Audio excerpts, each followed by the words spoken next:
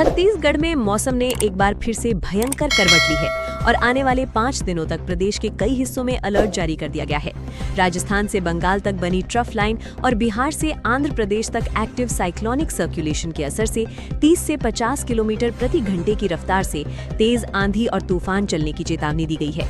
रायपुर, बिलासपुर, दुर्ग और अंबिकापुर में भयंकर बिजली गिरने का भी खतरा मंडरा रहा है।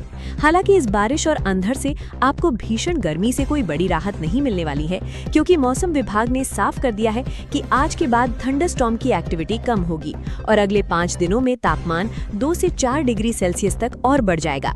पिछले 24 घंटों में ही राजनांदगांव और दुर्ग सबसे गर्म जिले रहे, जहां पारा 41 डिग्री तक पहुंच गया था, जबकि पेंड्रा रोड में ये 19 डिग्री के आसपास रहा। इसलिए घर से बाहर निकलते समय पूरी सावधानी बरतें। बढ़ती महंगाई और खेती किसानी के गंभीर संकट के बीच छत्तीसगढ़ में भारी सियासी बवाल मच गया है। प्रधानमंत्री नरेंद्र मोदी की देशवासियों से कम खर्च करने की सलाह को प्रदेश कांग्रेस अध्यक्ष दीपक बैज ने जली पर नमक छिड़कने जैसा बताया है। उन्होंने सीधा आरोप लगाया है कि खरीफ सीजन के लिए प्रदेश के किसानों को 15 लाख मीट्रिक टन खाद की सख्त जरूरत है, लेकिन अब तक सिर्फ 51,000 मीट्रिक टन खाद ही सोसाइटियों तक पहुँच पाई है। किसान पहले ही खाद के भीषण संकट और खेती की बढ़ती लागत से परेशान है और ऐसे में उर्वरक का कम इस्तेमाल करने की सलाह से उनकी फसल पूरी तरह बर्बाद हो सकती है। इसके साथ ही वर्ष 2013 और 2026 के दामों की तुलना करते हुए कांग्रेस ने बताया कि आटा 210 रुपए से बढ़कर 530 रुपए का और गैस सिलेंडर 410 रुपए से 1000 रुपए का हो गया है। ठेला लगाने वाले और दैनिक मजदूरों के लिए वर्क फ्रॉम होम की सलाह को भी कांग्रेस ने पूरी तरह अव्यवहारिक बताते हुए कहा है कि सरकार संकट संभालने में बुरी तरह विफल हो चुकी है। सरकारी पैसे की किस तरह से निर्मम बर्बादी होती है, इसका एक जीता जागता और हैरान कर देने वाला उदाहरण दंतेवाड़ा के बचेली से सामने आया है। यहाँ जिला खनिज संस्थान न्यास यानी DMF के 49 लाख रुपए लगाकर 5 साल पहले जो बड़ा तालाब खोदा गया था, अब उसे भरी गर्मी में मिट्टी डालकर पाटा जा रहा है। इसकी असली वजह ये है कि प्रशासन ने बिना सोचे समझे NMDC के पुराने जहरीले लाल मिट्टी वाले टेलिंग डैम के ठीक नीचे इस 8000 वर्ग मीटर के तालाब का निर्माण करा दिया था। अब वो पुराना डैम कमजोर हो गया है और उसमें दरारें आ रही हैं, जिससे तालाब का पानी डैम पर भारी दबाव बना रहा है। स्थानीय लोग खौफ में हैं, क्योंकि अगर ये डैम टूटा तो वर्ष 2024 के किरंदुल हादसे जैसी भारी तबाही मच सकती है, जिसमें 200 से ज्यादा घरों में जहरीला लाल मलबा भर गया था। अब सबसे बड़ा सवाल ये उठता है कि जनता की गाढ़ी कमाई के 49 लाख रुपए इस तरह बिना किसी योजना और सुरक्षा मानकों के पानी में क्यों बहा दिए गए। उधर अपराधियों ने गांजा तस्करी के ऐसे शातिर तरीके निकाल दिए हैं कि पुलिस भी एक पल के लिए हैरान रह गई। रायपुर रेंज पुलिस ने ऑपरेशन निश्चय के तहत महासमुंद और धमतरी जिलों में बड़ी कार्रवाई करते हुए 13 अंतर्राज्यीय गांजा तस्करों को गिरफ्तार किया है। ये तस्कर खुद को कपड़ा बेचने वाला फेरी वाला बताकर कपड़ों के ढेर के नीचे लोहे का खास डिब्बा बनाकर बाइकों में गांजे की तस्करी कर रहे थे। पुलिस ने इनके पास से 11 मोटरसाइकिलें और 378 किलो से ज्यादा गांजा जब्त किया है। जब्त किए गए इस मादक पदार्थ और गाड़ियों की कुल कीमत 1,98 लाख रुपया की गई है। ये अपराधी ओडिशा के बालीगुड़ा और रायगढ़ा इलाके से गांजा लाकर मध्य प्रदेश और महाराष्ट्र में खपाने की बड़ी फिराक में थे। गिरफ्तार किए गए आरोपियों में मेधा टाटिया, रमेश चौहान और अन्य शामिल हैं, जो उत्तर प्रदेश, महाराष्ट्र और मध्य प्रदेश के रहने वाले हैं। शिक्षा व्यवस्था और भविष्य के सपनों पर ग्रहण लगाती एक बहुत बड़ी और निराशाजनक खबर सामने आई है। नेशनल टेस्टिंग एजेंसी ने 3 मई को आयोजित हुई नीट UG 2026 की प्रतिष्ठित परीक्षा को पेपर लीक के गंभीर आरोपों के बाद आखिरकार रद्द कर दिया है। इस फैसले से छत्तीसगढ़ के करीब 45,000 होनहार छात्रों को अब दोबारा इस कठिन परीक्षा से गुजरना होगा, जिनमें अकेले रायपुर शहर के 9,200 छात्र शामिल हैं। इस पूरी धांधली का मास्टरमाइंड जयपुर से पकड़ा गया है, जिसने परीक्षा से पहले ही बायोलॉजी के 90 और केमिस्ट्री के 35 सवालों का प्रश्न पत्र लीक कर छात्रों को बांट दिया था। छात्रों से इसके बदले मोटी रकम वसूली गई थी। छात्रों के भविष्य के साथ हुए इस इतने बड़े स्तर के खिलवाड़ के खिलाफ प्रदेश भर में भारी आक्रोश है। NSUI के कार्यकर्ताओं ने सड़कों पर उतरकर केंद्रीय शिक्षा मंत्री का पुतला दहन किया है और पूरी परीक्षा प्रणाली को सुरक्षित और पारदर्शी बनाने की जोरदार मांग की है। परीक्षाओं में धांधली का एक और भयानक मामला बिलासपुर से सामने आया है, जहां 12वीं बोर्ड की हिंदी परीक्षा का पेपर लीक करने वाले शातिर मास्टरमाइंड को पुलिस ने आखिरकार गिरफ्तार कर लिया है। ये मुख्य आरोपी एक NSUI नेता है जिसका नाम वेणु जंघेल है। इस शख्स ने महज 3000 रुपए के लालच में छात्रों को परीक्षा से 10 घंटे पहले ही टेलीग्राम पर असली प्रश्न पत्र भेज दिया था। जब मामला खुला और पुलिस ने अपनी जांच शुरू की तो ये शातिर अपराधी गिरफ्तारी से बचने के लिए लगातार डिजिटल सबूत मिटाने और अपने मोबाइल फोन को नष्ट करने की कोशिश कर रहा था। पुलिस ने साइबर एक्सपर्ट्स की मदद से सारा डिलीटेड डेटा रिकवर किया और 50 से ज्यादा छात्रों से कड़ी पूछताछ के बाद इस मास्टरमाइंड को धर दबोचा। इस आरोपी पर 5000 रुपए का इनाम भी घोषित था। इस शर्मनाक घटना ने साफ कर दिया है कि शिक्षा माफिया किस तरह हमारे नौजवान बच्चों के सुनहरे भविष्य को चंद रुपयों की खातिर नीलाम कर रहे हैं। राजधानी रायपुर में एक तरफ भीषण गर्मी के बीच आम जनता पानी की एक एक बूंद के लिए तरस रही है और दूसरी तरफ नगर निगम में 2 करोड़ 23 लाख रुपए के भारी भरकम टैंकर घोटाले का पर्दाफाश हुआ है। नेता प्रतिपक्ष आकाश तिवारी ने गंभीर आरोप लगाया है कि अधिकारियों और ठेकेदारों की मिलीभगत से हर साल केवल चुनिंदा 6 फर्म्स को ही सिंडिकेट बनाकर पानी सप्लाई का बड़ा टेंडर दिया जा रहा है। ये 6 फर्म्स केशव प्रसाद पांडे, प्रज्ञा कंस्ट्रक्शंस और अन्य हैं। हैरान करने वाली बात यह है कि पिछले साल महज 1 करोड़ रुपए का टेंडर जारी हुआ था, लेकिन बाद में टैंकर संचालन के नाम पर 2 करोड़ 23 लाख रुपए का भारी भरकम भुगतान कर दिया गया। टैंकरों में GPS सिस्टम लगाने की बात सिर्फ कागजों में सिमट कर रह गई है, जिससे ये पता ही नहीं चलता कि पानी असल में जनता के घरों तक पहुंच भी रहा है या सिर्फ दफ्तरों में बैठकर बिल फाड़े जा रहे हैं। इस बड़े और सुनियोजित भ्रष्टाचार की निष्पक्ष जांच की मांग अब तेज हो गई है। भ्रष्टाचार पर लगाम लगाने के लिए छत्तीसगढ़ में जांच एजेंसियों ने एक ही दिन में चौतरफा सर्जिकल स्ट्राइक की है। CBI और एंटी करप्शन ब्यूरो की विशेष टीमों ने बिलासपुर, सक्ती और कोरबा में एक साथ अचानक दबिश देकर एक पुलिस ऑफिसर और 2 बड़े बाबुओं को रिश्वत लेते हुए रंगे हाथ दबोचा है। कोरबा में SECL के कुसुमडा खदान का एक क्लर्क मनोहर लाल कौशिक एक कर्मचारी के PF के 5 लाख रुपए निकालने की फाइल आगे बढ़ाने के बदले 10,000 रुपए की घूस ले रहा था।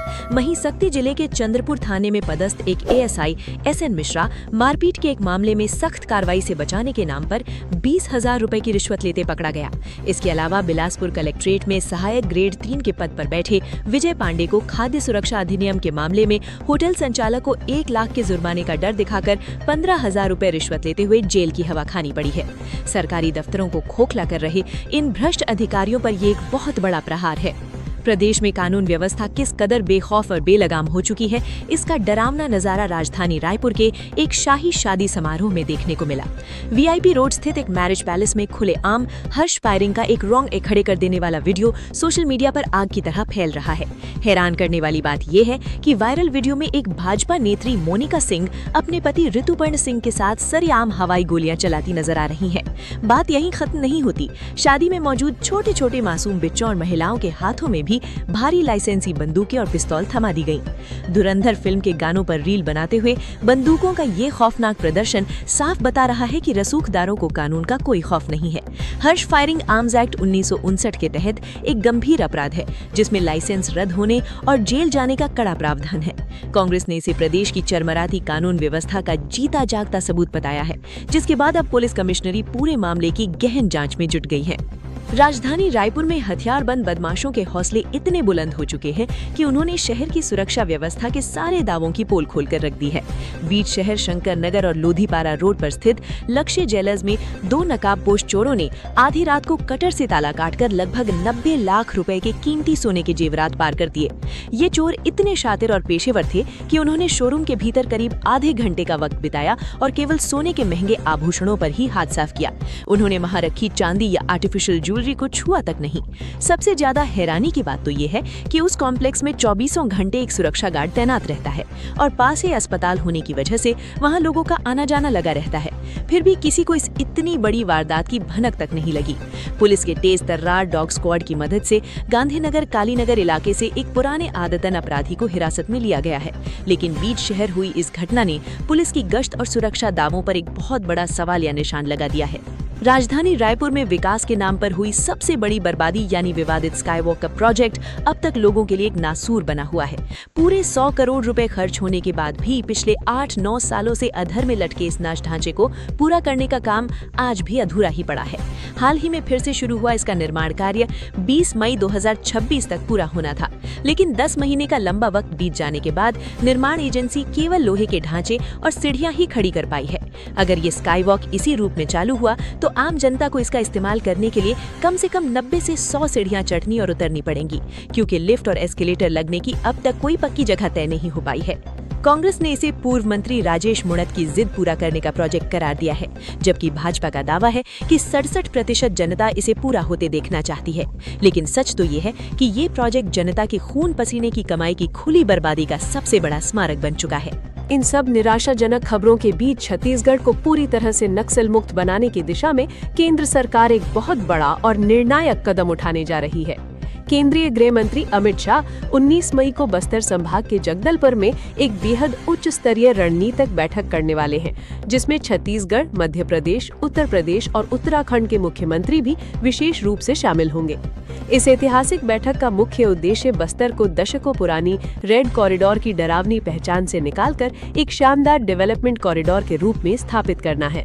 साल 2026 तक देश से नक्सलवाद को पूरी तरह जड़ से खत्म करने का एक नया और कड़ा नेशनल एक्शन प्लान तैयार किया जा रहा है।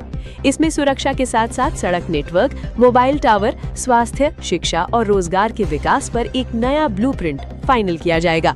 ये सिर्फ एक राजनीतिक बैठक नहीं है, बल्कि नक्सलवाद के पूर्ण खात्मे और बस्तर में हमेशा के लिए शांति और तरक्की की एक बहुत बड़ी शुरुआत का प्रतीक है।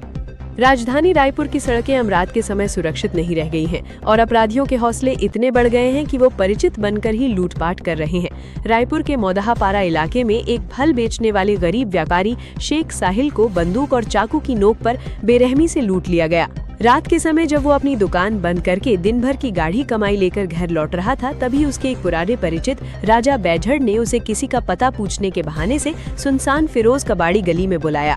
वहां उसके 3 अन्य साथियों ने मिलकर व्यापारी को घेर लिया, पीछे से उसका गला दबाया और हाथ पकड़कर कट्टा और चाकू दिखाते हुए उसकी जेब में रखे 36,600 रुपए लूटकर फरार हो गए। पुलिस ने संगीत मामले में एफआईआर दर्ज कर ली है और जांच में ये बात सामने आई है कि लूट को अंजाम देने वाला ये मुख्य आरोपी एक आदतन और खतरनाक अपराधी है। इस घटना ने साबित कर दिया है कि आम जनता को रात में सफर करते समय अपने परिचितों से भी बेहद चौकन्ना रहने की जरूरत है। और अंत में बात करते हैं एक ऐसी शानदार और सकारात्मक खबर की जो हमारे गांव के हर किसान भाई के लिए किसी बड़ी प्रेरणा और मिसाल से कम नहीं है। कोरबा जिले के करतला ब्लॉक के घिनारा गांव के रहने वाले प्रगतिशील किसान कन्हैया बंजारे ने अपनी महज 2 एकड़ की पथरीली और बंजर जमीन को अपनी मेहनत और सूझबूझ से सोना उगलने वाली खेती में बदल दिया है। उन्होंने मल्टी लेयर फार्मिंग यानी बहुस्तरीय खेती का एक अनोखा मॉडल अपनाया है। आम और काजू के बड़े पेड़ों के बीच की खाली जमीन पर उन्होंने धान और मूंगफली की सफल पैदावार की है। सबसे बड़ी और गौर करने वाली बात यह है कि वो बाजार से कोई भी महंगा रासायनिक खाद या कीटनाशक नहीं खरीदते, बल्कि अपने ही घर पर गोमूत्र, सड़े पत्तों, गुड़ और बेसन से ताकतवर प्राकृतिक खाद और जीवामृत तैयार करते हैं। इसके साथ ही उन्होंने अपनी जमीन पर तालाब खोदकर मछली पालन भी शुरू कर दिया है, जिससे उनके खेतों को साल भर पानी मिलता है। इस शानदार वैज्ञानिक और जैविक खेती के दम पर उनकी सालाना कमाई 15,000 रुपए से बढ़कर अब सीधे 2 लाख रुपए के पार पहुंच गई है। ये साबित करता है कि अगर हमारे किसान नई तकनीक और इंटीग्रेटेड फार्मिंग अपनाएं तो खेती कभी घाटे का सौदा नहीं हो सकती। तो ये थी छत्तीसगढ़ की बड़ी 15 खबरें। आप छत्तीसगढ़ के किस जिले से ये वीडियो देख रहे हैं, हमें कमेंट में जरूर बताएं। और हाँ, अगर आपको ये वीडियो पसंद आया हो तो लाइक, शेयर और सब्सक्राइब करना न भूलें। जय जोहार, जय छत्तीसगढ़।